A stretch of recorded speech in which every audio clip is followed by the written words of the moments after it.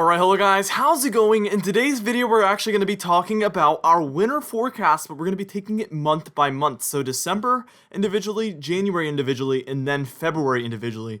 We did this last year and you guys really loved it, so I'm doing it again this year. Now, before I get started with this video though, I would ask that you do subscribe if you do think weather-related content, and also make sure to share this video with your friends, family, and social media. I would also highly recommend that you join our very useful and exciting Patreon page. That's going to be in the description and the pinned comment down below.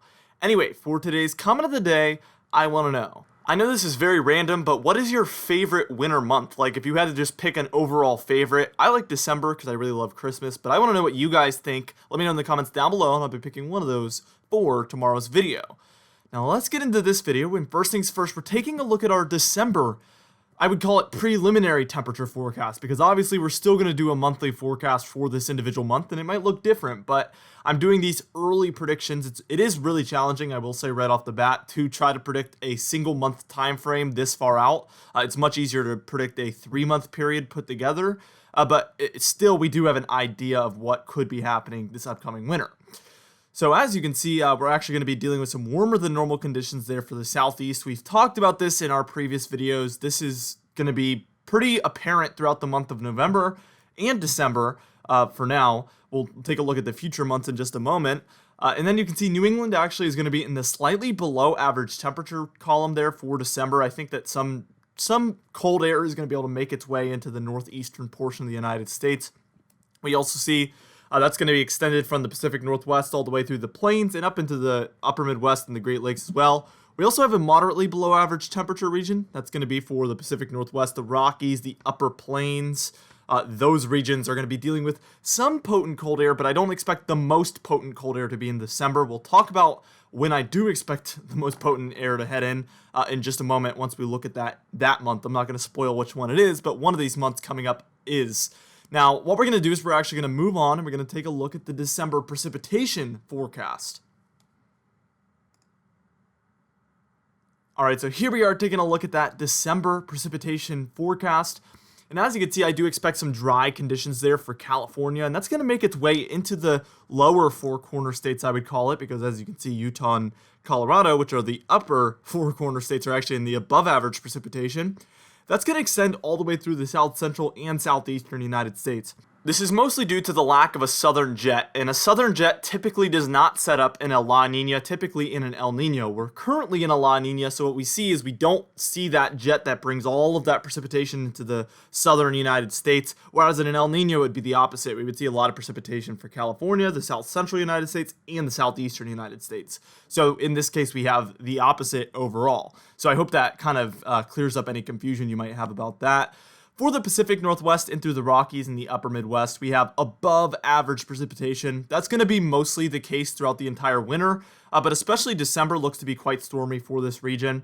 Also, the Great Lakes regions and New England look to have some slightly above average precipitation or near normal. I do expect New England could get some snowstorms there in December with the slightly below average temperatures and the slightly above average precipitation that should lead to some snowfall chances there for you guys.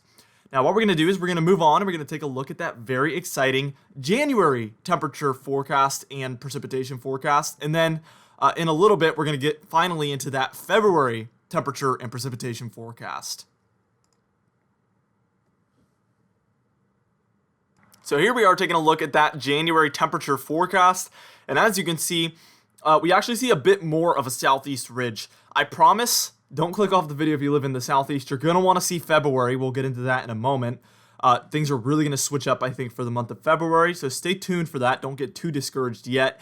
For the Pacific Northwest and through the Rockies and the upper Midwest, I expect you guys to kind of have a similar pattern to what you see in December. I think there could be a little bit more cold that heads into your region this month. There's going to be more storminess also, I believe.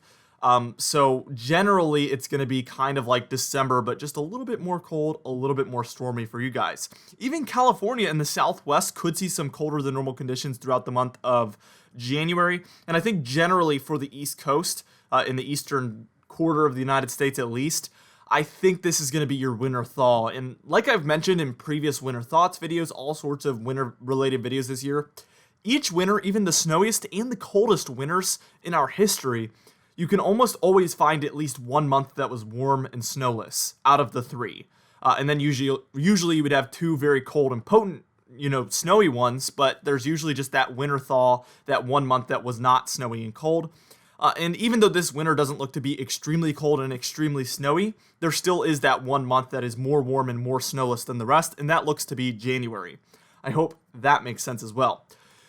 All right, now what we're going to do here is we're going to move on and we're going to take a look at that January precipitation forecast. And then again, after that, we're finally going to get into that February temperature and precipitation forecast, which you're not going to want to miss.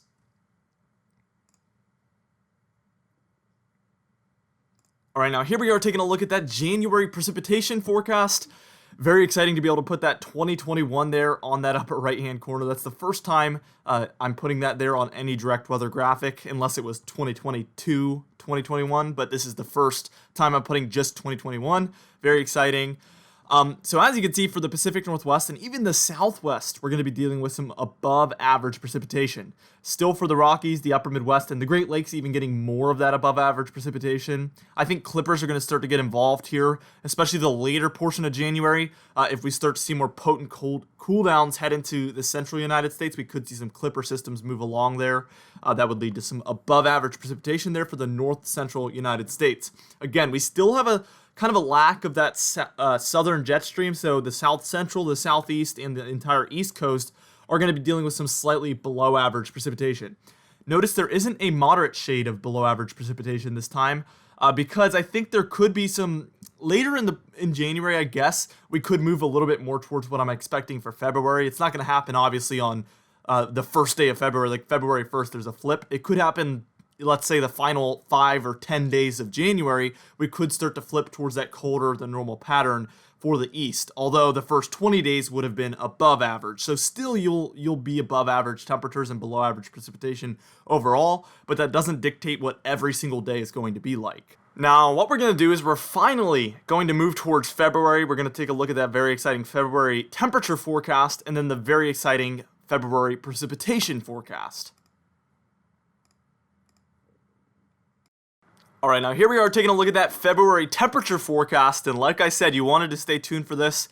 I do expect that we are going to have a positive AO through a lot of December and January. That's going to allow for that polar vortex up in the Arctic region to be strengthening further and further and further, becoming colder and colder, and I do think it's going to unleash probably in the February timeframe, somewhere around there.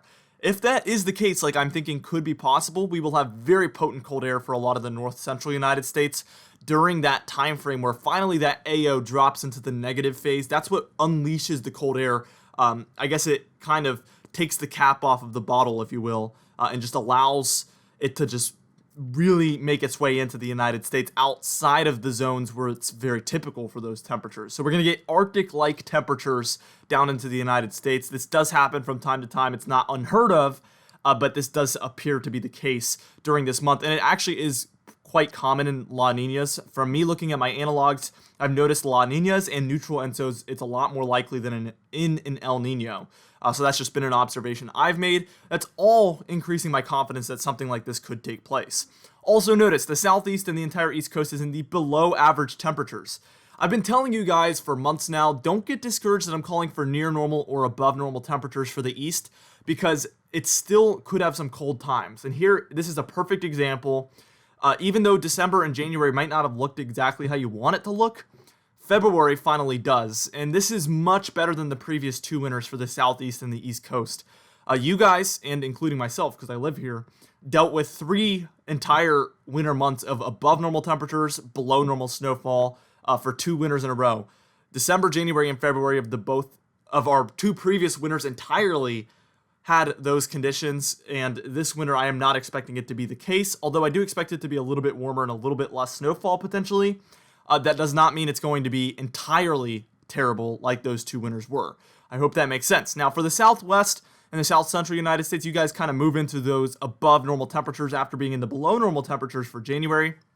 So you guys are kind of dealing with your winter thaw by the time we move into February. So you saw more of your cold temperatures in January. It kind of moves eastward for February. I think this is great, and this isn't, obviously, this is just a prediction, and I use real data to come up with this. But what I love about this actually is that everybody kind of gets their fair share of cold and warmth. I think it's a very, very balanced winter if it was to play out like this. And I think nobody would be really upset about the way this plays out. Notice the Northwest is finally moving into more of the near normal conditions.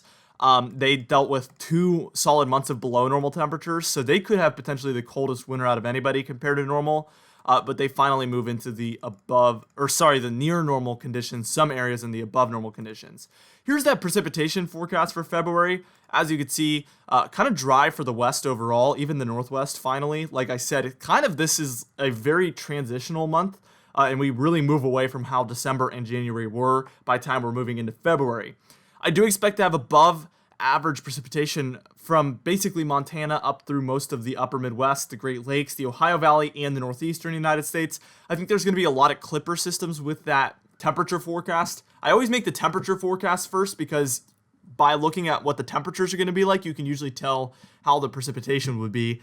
So this is actually very, very in sync with what my temperature forecast is calling for. A lot of clipper systems. In New England, you could see some Miller B nor'easters if we see those clippers really dive down. If they exit out of the mid-Atlantic and go underneath southern New England, those storms usually intensify there and become kind of like nor'easters, and they can actually bring a lot of snowfall there for New England. If you remember 2014 to 2015 winter, a lot of that was occurring that year. So the blizzards for Boston, those were all Miller B nor'easters. So they can be quite potent storms. Even the southeast has above average precipitation here. This could translate into above average snowfall. Anyway, guys, that's it for this video. I do plan on releasing a winter month-by-month snowfall forecast eventually this month, so be on the lookout for that as well. I wanted to save it for a separate video because there's already so much content that I needed to go over for this video. It would be like a 25-minute video if I went over both, so I'm going to save that for a different time. But anyway, guys, thank you so much for watching this video. Let's get right into the comment of the day. I asked you guys, which month this winter do you think is going to be the winter thaw? And Jason Luca said, my pick is January for the winter thaw. It seems to happen more often in January here in Michigan, so if the trend is our friend, I will pick January. And the thing I love about this comment the most, well, 2 things. First off, I think January is going to be the winter thaw. Second off, he said, so if the trend is our friend, and that's a term I use all the time, so I love hearing somebody else use that term that generally you don't hear people say, so I think it's really cool that that's becoming a more popular term. Anyway, for today's patron highlight of the day, I want to thank you all for supporting the channel, but especially our diamond patrons, Michael Codalessa, Madbirds, Alicia Davis, Catbite, Terry Curtis, It's Jay, Cindy Klein, Felix Wheatfield, Michael Buell, Mariah Vieira, Kellen Manhart, Noah Harley, and Mark J, alongside our platinum patrons Adam S., Gary Fiffle, Alan Belemo, Donna Carnes, Justin Quantrell, Dovey Nagel, James Wade, Larry LePan, and Cameron Marshall. Anyway, guys, thank you so much for watching this video. Again, be sure to share it with your friends, family, and social media. I will see you guys in the next video.